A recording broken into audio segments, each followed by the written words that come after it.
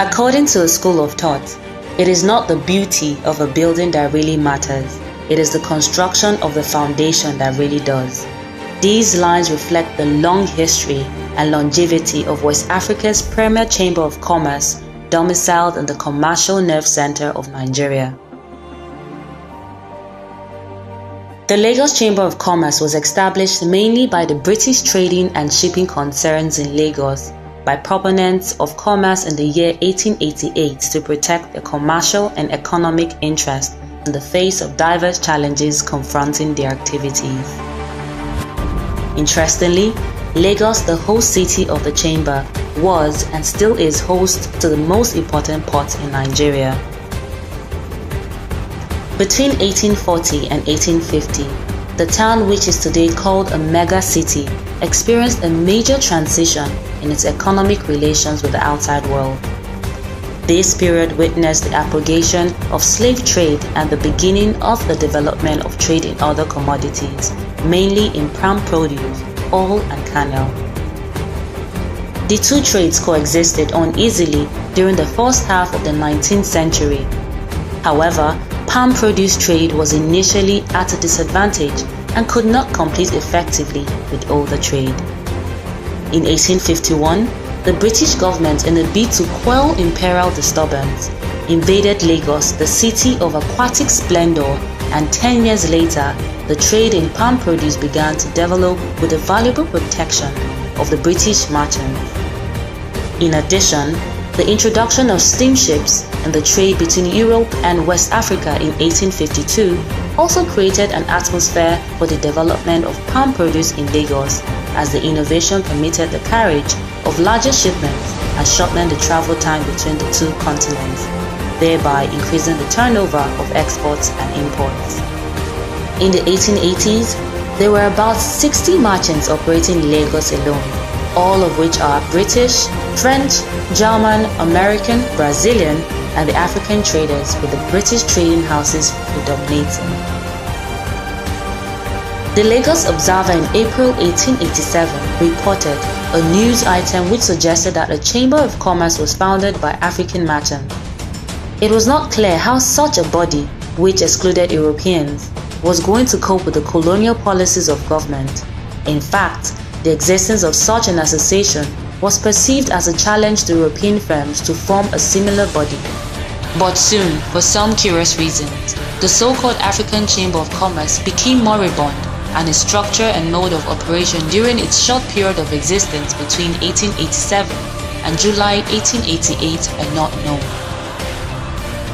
Possibly, the impact of this news item, which led to the consultation between African and European merchants, resulted in the formation of Lagos Chamber of Commerce on July 13, 1888, and the residence of one of the Lagos merchants.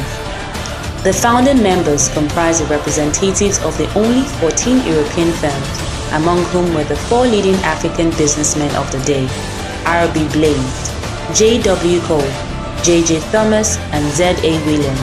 However, 2 other Africans were co-opted by their positions as agents of European firms. They were C.B. Moore and A.C. Campbell. Interestingly, the first secretary of the chamber, Mr. Geo Thompson, the agent of Glasgow firm, officially notified the colonial secretary of the new body in August of the same year. The objectives of the chamber, as contained in its maiden constitution, was the protection of the interests of commerce as these may be affected by legislation, affairs of the interior, the freedom of roads and waterways, the mall services, the customs, the relation of steamships carrying companies with general community, and other matters which may be brought forward from time to time. For the records, in accordance with the constitution of the chamber, the following members were elected to the various offices for the year 1888 and 1889. President, A.R. Elliott Esquire. Vice President, E. Fisher Esquire. Secretary, Joe Thompson Esquire. Treasurer, John D. Burley Esquire. With the giant strides and astute leadership of faithful service to all as associated by the founding fathers, generations of officers of the chamber has kept the flag of the vision flying, while maintaining the core goals and the objectives of association with best global practice to meet the challenges of the new age.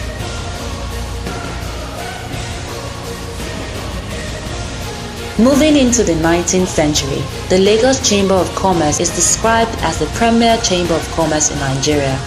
It was incorporated in the year 1950 as a non-profit making organization, limited by guarantee under the Companies Act of 1948.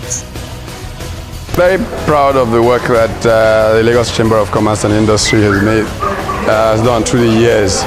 I had many years, interesting years from the 80s through the 90s into the 2000s as a member of the council. I want to essentially congratulate every member of the chamber because of that development, that progress that has taken place.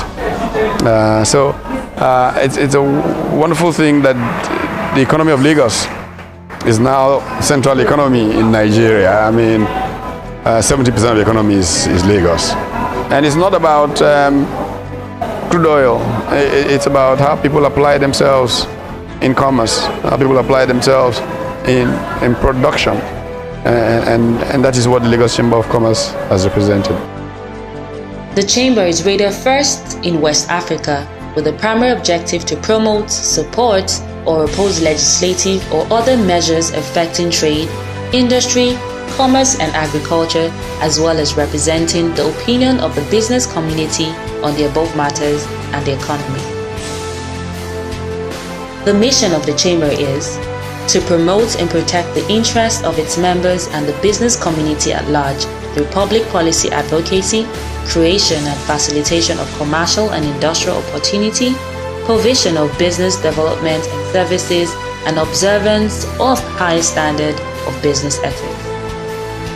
While the vision is to remain the foremost chamber of commerce and industry and a role model for others in the promotion of sound business ethics and delivery of qualitative services. Your 130 years is not a joke, and then unbroken 130 years. We want to celebrate our founding fathers. We want to celebrate the giants who we are standing on their shoulder. We want to celebrate that we have 130 years, and that we have reached this landmark. We look back and we also look forward that 130 years from now, those of them who will be coming will also meet this chamber that we are celebrating 130 years. So we are going to celebrate. We're going to call people, friends to come around and look at how it has been in the 130 years, how we have gotten to it. Maybe some other persons will learn. For a body to be in existence for 130 years and still going strong and relevant, people must have done some very great job at that, and that's what we are celebrating and want to showcase. The Chamber today. Till date, the ASTU 21st Century Business Leadership that LCCI represents believes that positive change starts from within. Thus, national development is more attainable when individuals, groups, brands, corporate organizations, and policymakers at various levels of government see their independent contribution as a major catalyst for growth with a public-private partnership, PPP, as the best strategy. The Chamber has grown impressively from a membership of 14 in 1888 to over 2,000 businesses today. Since its incorporation, the Chamber has continued to play a significant role in the economic growth of Lagos and Nigeria in general, and all activities of the Chamber are scrutinized and approved by the committee as orchestrated in the organizational structure of the Chamber as follows: Executive Committee, Finance and General Purpose Committee, Membership Committee, Economic and Statistics Committee, Science and Technology Committee, Ethics and Best Practice Committee, Hotel, Tourism and Entertainment Committee, Commerce Law and Taxation Committee, and Public Affairs Committee. The Lagos Chamber of Commerce and Industry, the premier chamber in Nigeria and West African sub-region, has a strength which is very unique, and that strength has been sustaining it. The second point about the Lagos Chamber is the Secretariat. It's a well-structured, well-informed, well-trained secretariat with members who are They've gone through the Rubicon. They are educated. They are well positioned. Well, the policy is to ensure that we bring on board the new generation, because we need a generation that will also be able to relate with the new generation of business people. If you look at the business landscape now, the key drivers, even at CEO levels of top companies, are possibly in their early 40s. Some of them in their late 30s. The managers are in their 20s. So because of that, we need to ensure a generational alignment between what we have in the chamber and what happens in the business landscape. Key activities of the chambers include public policy advocacy and engagement to ensure a conducive working environment. So I'm Andrew Nevin, partner and chief economist at PwC Nigeria. I've been involved with LCCI for a number of years. PwC is very involved. Fantastic organization. I particularly like the industry group, so I'm very involved with the automobile industry group. I think they've done a very good job of articulating the issues and taking them to advocacy, taking it to the political sphere, the government sphere. But I think we need to do more at LCCI. The reality is that Nigeria is not going to prosper unless there's a much bigger private sector. LCCI is the most important private sector advocacy group in the country, and we need to do more, and we need to be more vocal. And I think LCCI also needs to play a role on a national stage, because the Lagos economy is doing relatively well. I think in Lagos the government understands the importance of the private sector, and there's a good dialogue, but we need that same kind of dialogue and progress across the country. So congratulations to LCCI for 130 years old, fantastic achievement, and I look forward to lots more success in the future. Trade promotion, facilitation of inward and outward trade missions for businesses. The feeling is that LCCI has come of age in terms of the chamber movement in, let's say, in Africa. LCCI has demonstrated that is a chamber that will promote the private sector and will be able to dialogue with the public sector in such a way that the public sector will have the feelings of the private sector. And LCCI over the year, in terms of advocacy, in terms of its programs like Trade Fair, which has been a household name and the flagship program, and something that I've been there for more than 3 decades, has set the pace in terms of the, organizing trade fair in the whole of Africa. And when you look at other programs that LCCI has introduced, such as different dialogues and also the ICTEL, which are a very, very important promoting the communication, telecommunication, information technology industry, I think LCCI has performed to its age and also to its image. Trade fair and exhibition. Case study is the 10-day annual Lagos International Trade Fair, LITF. I commend Lagos State International Commerce and Industry on the importance of this fair. Finally, I have the honor to declare the 19th Lagos State International Trade Fair.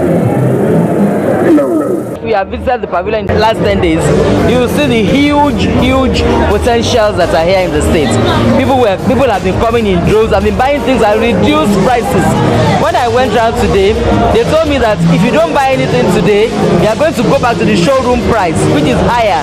So the Lagos State Trade Fair is meant to give things to people at cheaper rates, and people are taking advantage of it, and we are happy about it as a state government. Arbitration Service of Commercial Dispute Resolution. The vision for setting up LASIAC is to provide an enabling environment for businesses to thrive. Our focus is for members of the chamber and as well as businesses generally. We provide both dispute resolution services as well as dispute management services for businesses. Training and business services, investments conference, presidential dialogue and governorship debates, plus regular sectoral programs of the chamber that are carried out through the 22 sectoral groups, which cover a variety of interests with the Secretariat at Commerce House, that provides the administrative and technical support for the day-to-day working of the chamber.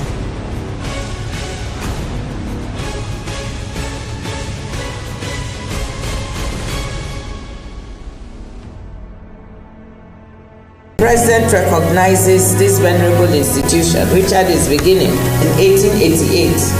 And we know that the Lagos Chamber of Commerce and Industry is important not just for Lagos. It bears the name Lagos Chamber of Commerce and Industry, but it is important for Nigeria because this is the hub of economic activity in the country, the biggest hub.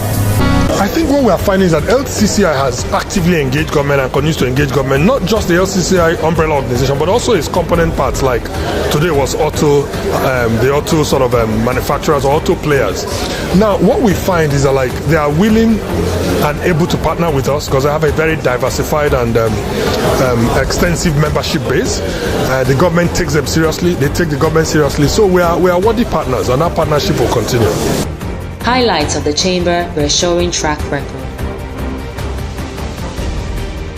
1888, the first president of the Chamber. 1902 to 1983, pressed for the passing of Product Arbitration Act and achieved a 1% product arbitration. 1823 to 1930, the first African president of the Chamber emerged. 1946 to 1951, the Chamber was incorporated as a non-political and non-profit-making organization limited by guarantee under the Companies Act of 1948. 1955 to 1960, the Chamber championed the formation of the National Association of Chambers of Commerce, Industry, Mines and Agriculture, NACIMA. 1963 to 1968, the first Nigerian post-independence president of the Chamber emerged. 1970 to 1975, LCCI initiated and created Federation of West African Chambers of Commerce, OWAC. 1975 to 1979, LCCI President emerged as the only African and International Chambers Committee Executive Board. LCCI initiated EcoBank transnational establishment. 1983 to 1987, LCCI organized the first trade fair.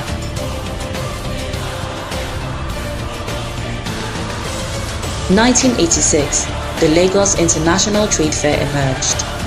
1988, LCCI celebrated a centenary anniversary, 100 years of faithful service to all. 2013, the Chamber commenced LCCI Entrepreneurship Mentoring Program, and in the same year, LCCI commenced the gubernatorial debate. 2014, LCCI commenced the Annual Commerce and Industry Awards, designed to celebrate the award, recognize and celebrate firms and individuals who have distinguished themselves by fostering growth, innovation, community service, and excellence in their sectors. I would say the presentation of the awards today has been so excellent, simply because you recognize those that have excelled themselves in their various fields, and it will give them encouragement to please keep going despite us.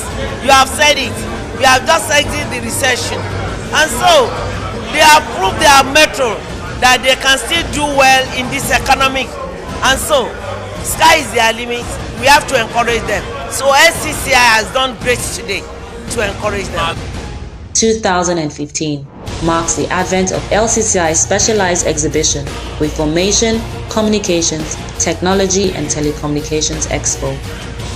2016, LCCI started the secondary school essay competition with the belief that building transgenerational businesses starts from within and catching them young.